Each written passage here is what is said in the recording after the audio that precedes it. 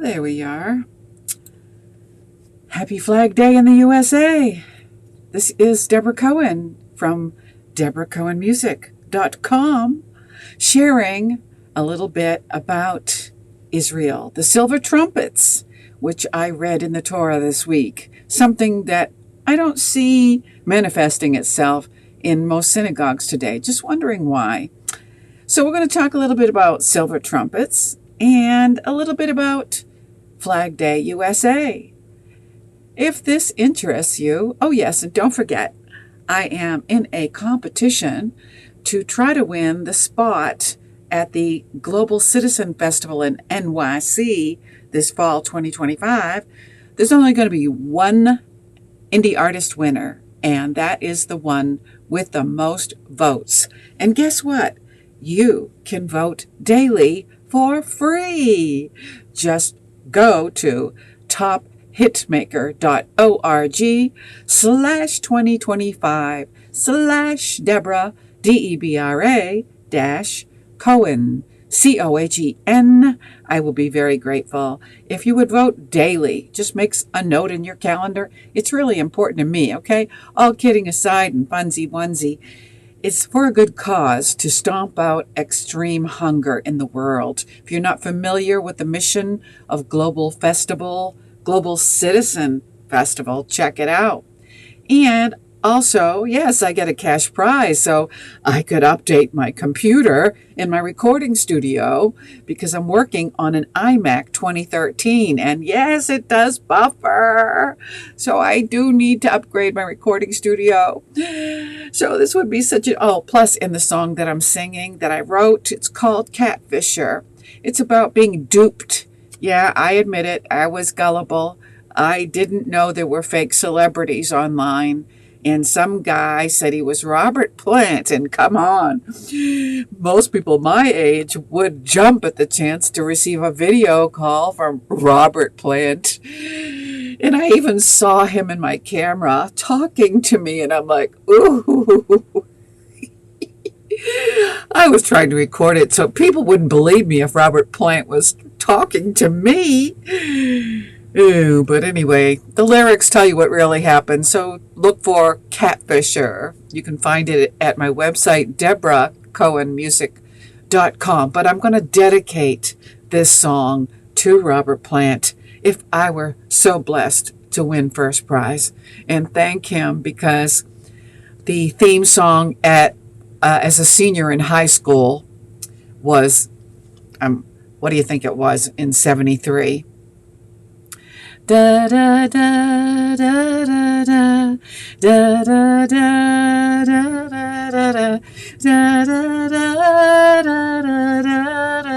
da da da. Oh, okay. That's kind of giving you a clue. If you don't know what that song is, then you weren't born then. But you can still listen to the music. And I want to thank Robert Plant on the stage in Global Citizen Festival, singing this song dedicated to Robert Plant. The only way that's going to happen is if I get the most votes. So please vote for me every day. tophitmaker.org/2025/Debra-Cohen. Stick around, and I'll be right back after this brief message. If I can find it without my glasses, that is.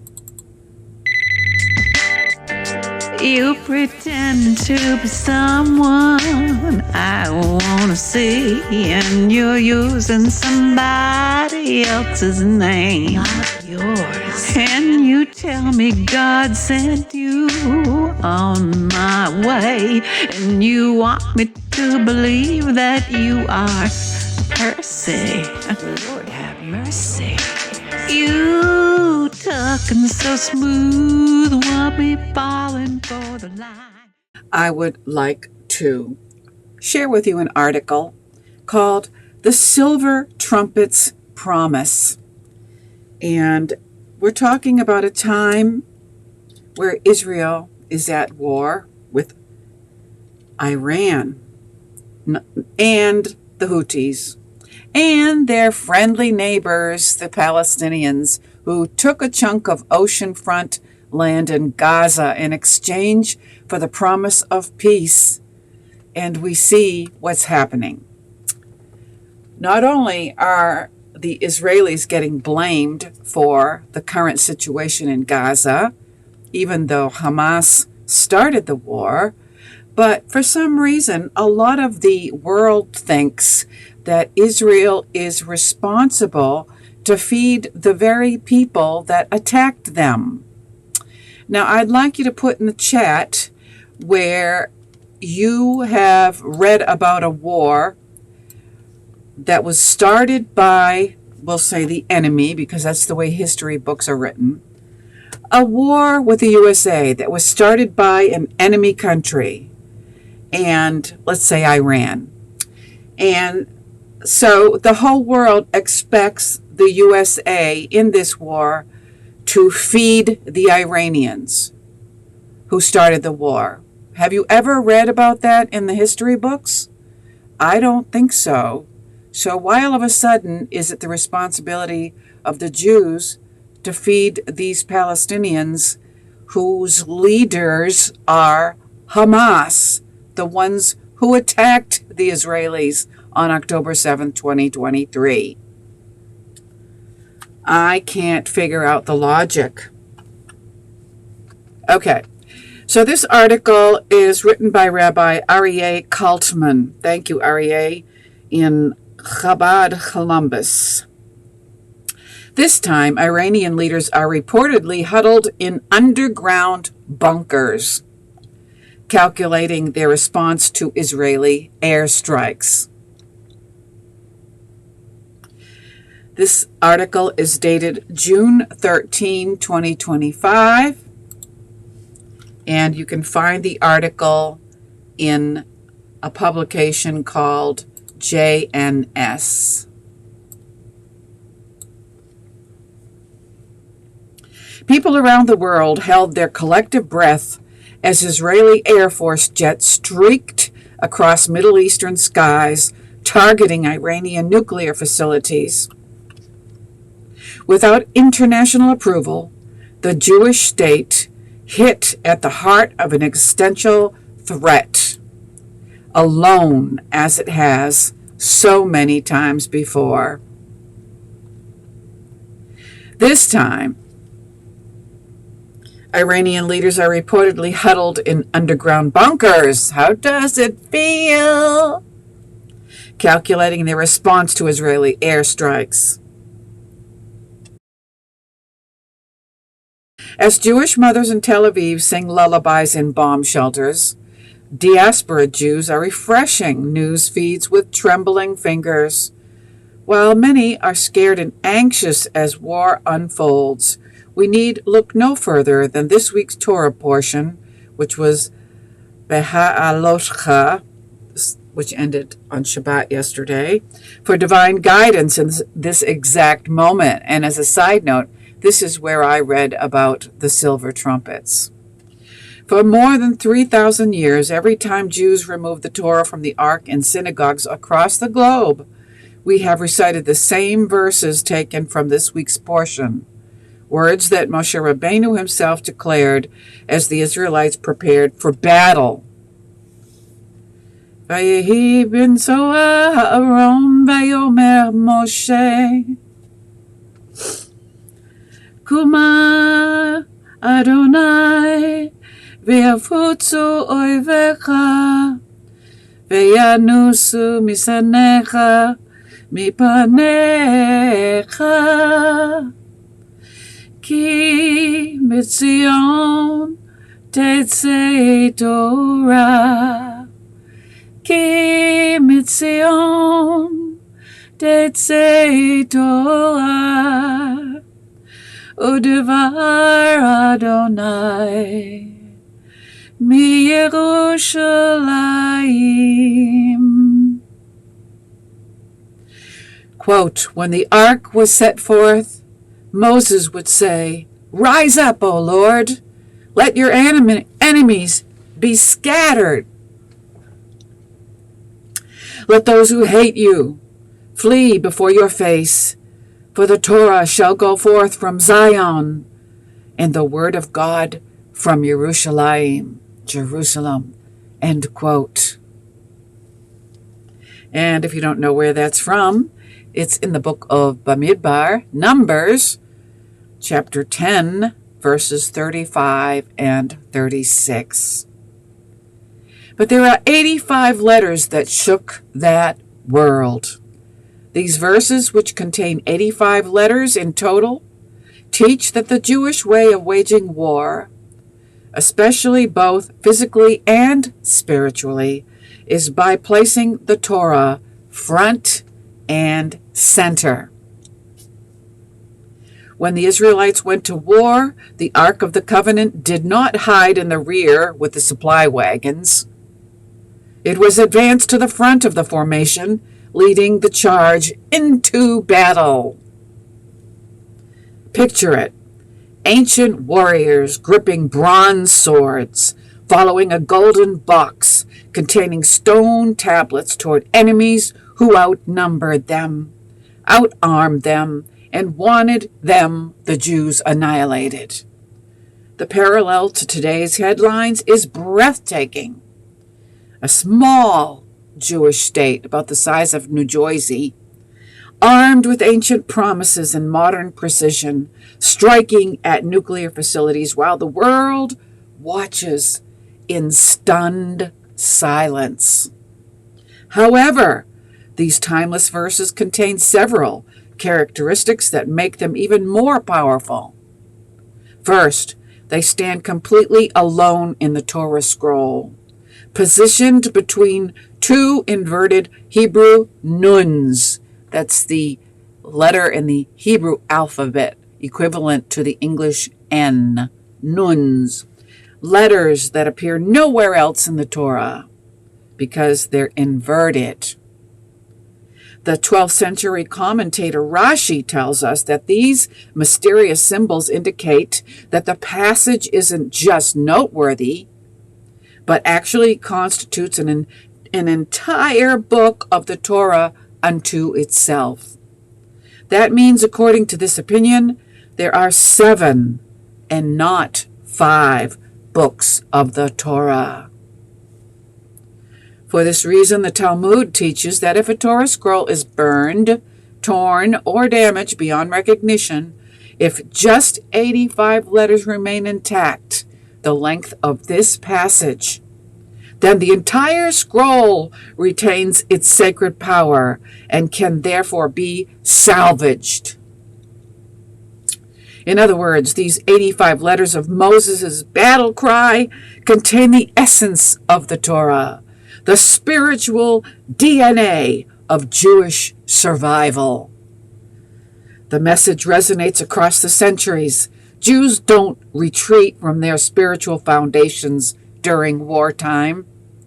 They lean into the divine protection. The Torah demands spiritual warfare.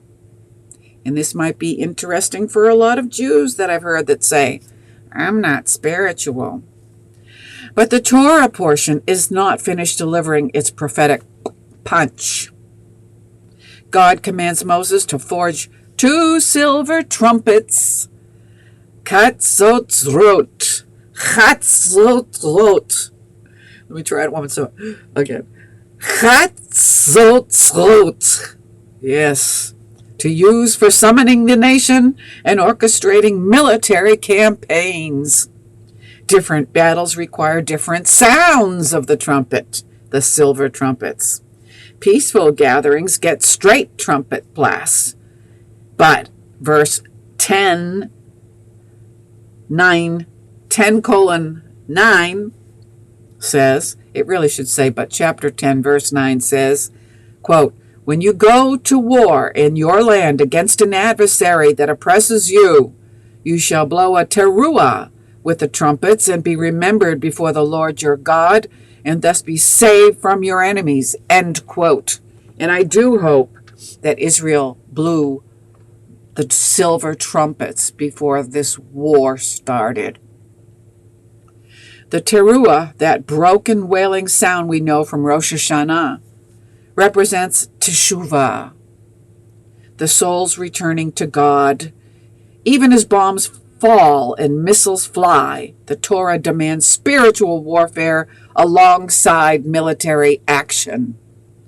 Just as the verse says God will remember us, we too must remember that we are God's chosen people, and that times of crisis afford us the opportunity to return to God's divine path. Tshuva. The Lubavitcher Rebbe, Rabbi Menachem N. Schmearson, in the Chassid Discourse, shared that the Hebrew word for trumpet can be broken down into chatzi tzurot, which means half forms, which represents the fusion of divine power with human determination. When we blow the trumpet at times of war, we fuse ourselves with God's will and elicit his divine protection. Baruch Hashem. It's not a coincidence that the same week that Israel potentially triggers a regional conflagration, Jews worldwide read about Moses leading the Israelites through enemy territory with nothing but the God at the helm and unshakable faith, emunah. The same 85 letters that protected our ancestors from ancient adversaries now hover with Israel. Israeli pilots navigating over Iranian air forces. The verse that opens our Torah service each week is more than just beautiful liturgy. It's a war cry that has echoed through Masada, the Warsaw Ghetto, and now the Iranian skies in 2025. Moses' ancient rallying call reverberates today through Israeli command centers and Jewish hearts worldwide. As Iranian leaders contemplate retaliation and Israeli families huddle in shelters, those timeless verses stand as an eternal testament. The people who carry Torah at the front of their formation, who sound the broken trumpets of Tshuva even in battle, who remember God in their darkest hours.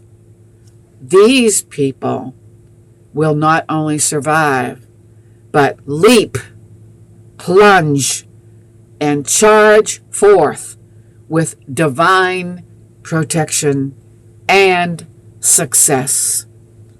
And I want to thank this rabbi for his powerfully potent words, Rabbi Areyah Kaltmann. So for those who believe that we are chatzi tzorot, physical, the person you're looking at, the flesh, and divine spiritual sparks within, which we can all stir up if we so believe that we are spiritual beings.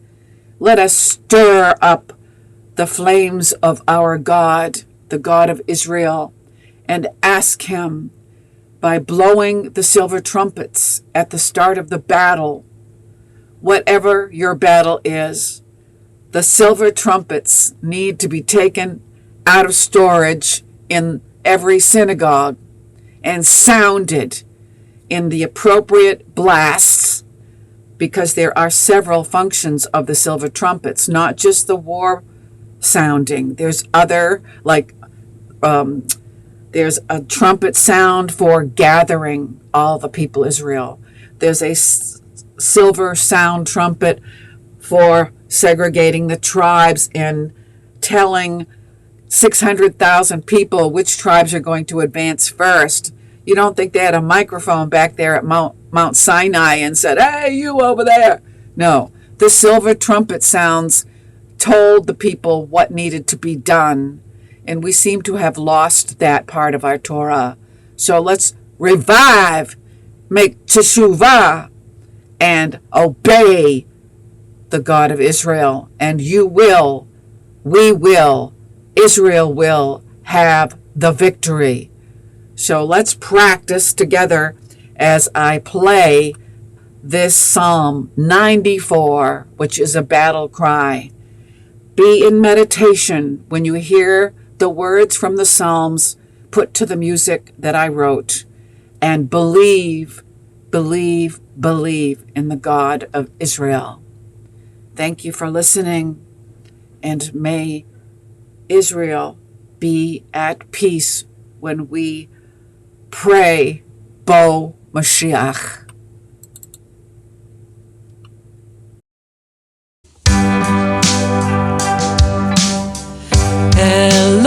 Elohim, to whom vengeance belongs.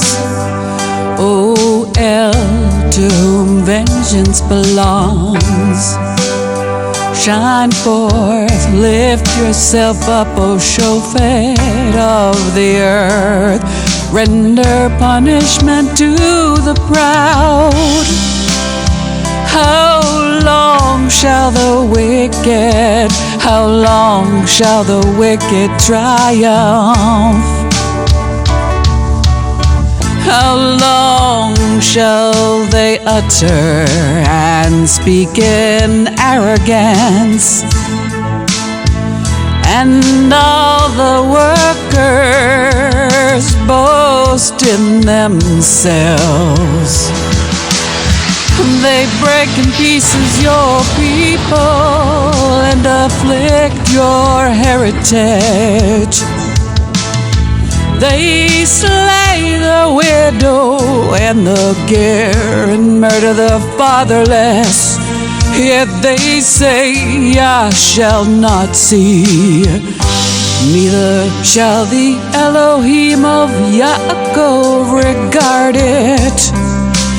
Understand, you senseless among the people, and you fools, when will you be wise? He that planteth the ear, shall he not hear? He that formed the eye, shall he not see? He that chastises the nation, shall he not correct? He that teaches man that shall he not know? Adonai knows the thoughts of man, that they are worthless. Blessed is the man whom you chasten, O Yah, and whom you teach out of your Torah, that you may give him rest from the days of adversity, until the pit is dug for the wicked. For Adonai will not cast off his people, neither will he forsake his inheritance. But Mishpat shall return to Tzedakah, and all the Sadiq and Lev shall follow it. Who will rise up for me against the evildoers? Or who will stand up for me against the workers of iniquity? Unless Adonai had been my helper, my being had almost lived without answers. When I said my foot slipped, your rachamim, O Adonai, holds me up. When anxious thoughts are within me, your comforts delighted my being. Shall the seed of iniquity have chavurah with you? they who framed evil by its decree. They gather themselves together against the being of Tzaddikim and condemn the innocent dumb. But Adonai is my refuge, and my Elohim is the rock of my refuge, and he shall bring upon them their own iniquity, and shall cut them off in their own wickedness. Yes, Adonai